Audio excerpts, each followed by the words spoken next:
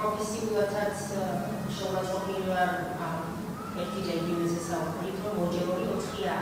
ამაზე საუბრობთ ჩვენ. მე რომ ვისაუბრო მოვისმინეთ რა. ეს მაშინ როდესაც მოსამართლე თავისი ინიციატივით გადასინჯავს პატიმრობას, ეს ნიშნავს, რომ მიუხედავად ჩემი პოზიციებისა, მიუხედავად კარიერის პოზიციებისა, მოსამართლე გადასინჯავს ვალდებულიაზე კანონისმიერი ვალდებულება. თუმცა არა დისკრეცია, არა ეთნინება. ამასთან არავითარი ახალი გარემოება. ეს არის მახინჯი პრაქტიკა, რომელსაც ყველა ჯერზე იმეორებს პროკურატურაც და სამწუხაროდ სასამართლოც. არავითარი ახალი გარემოება რომ იყოს, ეს არის ჩემი დისკრეცია შემოვიდეთ შუამდგომლობით.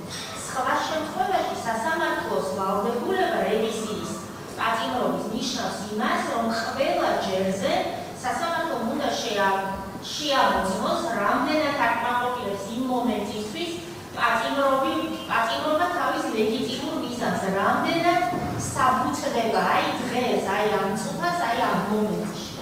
ეხლა რაც მოვისმინე, რომ კანონში წერია, რომ ახალი გარემოება 219 მუხლში საპროცესოზე ასეთი ეს არ წერია. 206 მუხლის სხვა პროცედურა, ეს არის სხვა პროცედურა. გარდა ამისა, ბრალდებას აქ არ მიუთითებია, რომ ამ ეტაპზე სასამართლოს ყველა ეტაპზე, როდესაც პატიმრობაზე მსჯელობს, სჭირდება დასაბუთებული ვარაუდის სტანდარტი. ანუ ეს მტკიცებულებები სჭირდება დასაბუთებული ვარაუდის სტანდარტი მინიმუმ. ანუ ბრალდების წარდგენის სტანდარტით უნდა ამტკიცოს მისი პატიმრობა. ეს არ არის ის სტანდარტი, რომელიც ისე დაბლაა, რომ არაფერს არ მოიცავს. ეს ბრალდების წარდგენის სტანდარტი. ამ სტანდარტით უნდა ამტკიცოს ბრალდება, მისი პატიმრობა. ბრალდების პოზიცია, რომ მას მერე რაც ჩვენ წინა პროცესზე ვისაუბრებთ, არაფერი შემცირებულა, არც წინა პროცესზე არ ვისაუბრია ბრალდებას არაფერს და სამწუხაროდ ბრალდება ვინცაც თქვა, რომ საფრთხე მზიას მიერ ახალი დანაშაულის ჩადენის კვლავ ინტენსიურია. სამწუხაროდ სასამართლომ გაიმეორა ზუსტად ის, რაც თქვა მაშინ ბრალდებას. ამიტომ ეხლა ბრალდებამ მითხრა მაშინ რაც ისევ ძალაშიო, თუმცა არც მაშინ უთქვამს რამე და უფრო უიქით წავა, არც წინა სასამართლოს ხდომაზე დაუსაბუთებია ბრალდებას რამე.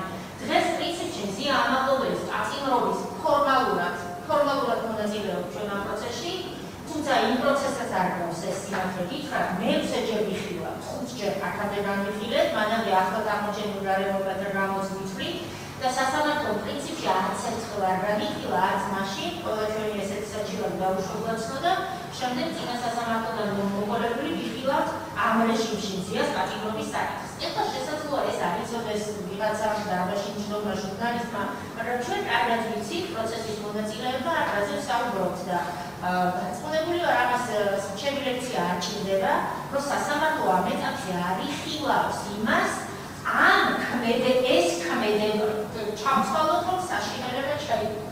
დინამზია ამაღლობელმა. ამ საშინელების გამო არ მსჯელობს სასამართლო მის მიმართ პატიმრობა იყოს ძალაში თუ არა, პატიმრობის გამოყენება სხვა საფუძვლები აქვს. ჩვენ აქ პროცესზე რა მტკიცებულებებს ვიკვლევთ ამ ბრალდების თვალსაზრისით, ამას მნიშვნელობა არ აქვს აბსოლუტურად, იცით თქვენ. პროკურორს აქ უნდა ემტკიცებინა ამ წუთას, რომ მხოლოდ პატიმრობა უზრუნველყოფს და სხვა არც ერთი. კიდევ ამბობ, პატიმრობის გამოყენება არ გამოყენება ეს არ გახლავთ არც პროკურორის დისკრეცია, არც მოსამართლის დისკრეცია, ამას კანონიერი საფუძვლები აქვს. და როგორც ამ საფუძვლებს არ იცავს ან ერთი ან მეორე, ეს არის უკანონო ქმედებები და უკანონო გადაწყვეტილებები. ნახეთ, რაზე ისაუბრა ძირითადად ბრალდებამ და მეც ამაზე ვსაუბრობ. ბრალდება მზიას პატიმრობას აყრდნობს, იმიტომ რომ მეტი არაფერი არ აქვს მის უკანონო გაყალბებულ ადმინისტრაციულ წარმოებას, აი საიდანაც ეხლა უნდა გამოგვეყრია მოწმეთა ჩვენებები. ანუ წარმოიდგინიათ რამხელა ინტერესია, რამხელა ინტერესთა კონფლიქტია და დღეს გამოქვეყნებულ მასალებს რატომ იქვეყნებთ, იცით? მე გენერალურ პროკურორს ვთხოვდი, რომ გამოიძია მის წინააღმდეგ უკანონო ადმინისტრაციული სამართალწარმოების გაყალბებული საქმე.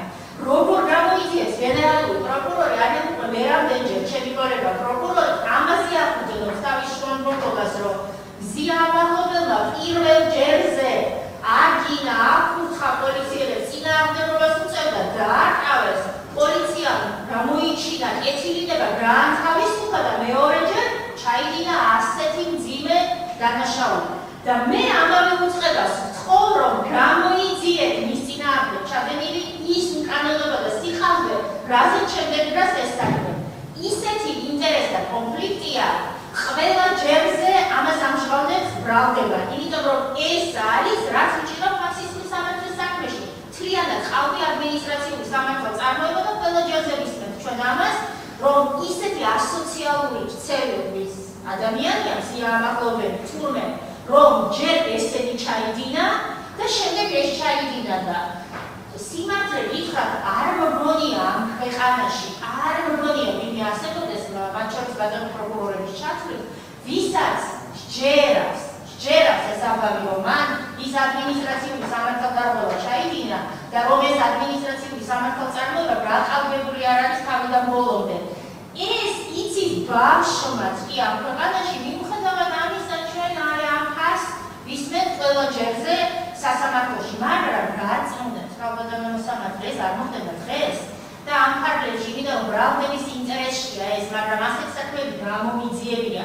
მოვა ამ საქმეების გამოძიების დრო, როგორ გაყავდა მის წინააღმდეგის ადმინისტრაციული სამართალდამცავების საქმე, უფრო ჭკვიად განმანათლების საქმეები გამომიძიებია და ამ საქმის გამოძიების დრო მოვა და იმ უკანონობას მერე როგორ დააშენდა სხვა უკანონობები ამის გამოძიების დროც მოვა. ამიტომ არ მინდა ეხლა ამაზე ბევრი ასე ვთქვათ ყურად დროის წარება და ლექციის კითხვა ამ საკითხზე იმდენჯერმე ლექცია წაკითხული და ლექციის კითხვის დრო არ არის ჯობია იქ სადაც მისმენენ.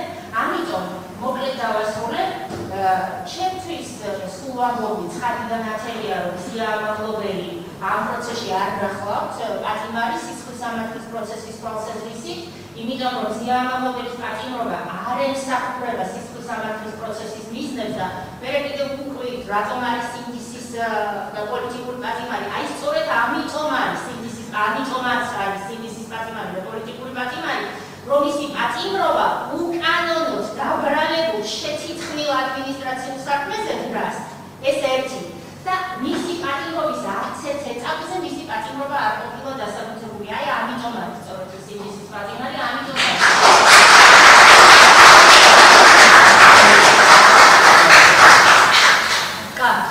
საუბრობდი რომ ამ პროცესში პირველი წინა სასამართლოს ხდობიდან ამ დარბაზში ვამბობ, სიამაყლობელი არ არის პატიმარი სისხლის სამართლის პროცესის თვალსაზრისით, არამედ არის წრეები. შეუძლებელი წრეები, ამას დავუბრუნდე ასამბლეაში წავდა აქტიურად წრე, აი სულ სახის ანალოგიები მაქვს და მისი თავისუფლების შეზღუდვა არ ემსახურება იმ მიზანს, ისისაც ეს შეზღუდვები დაშვებულია.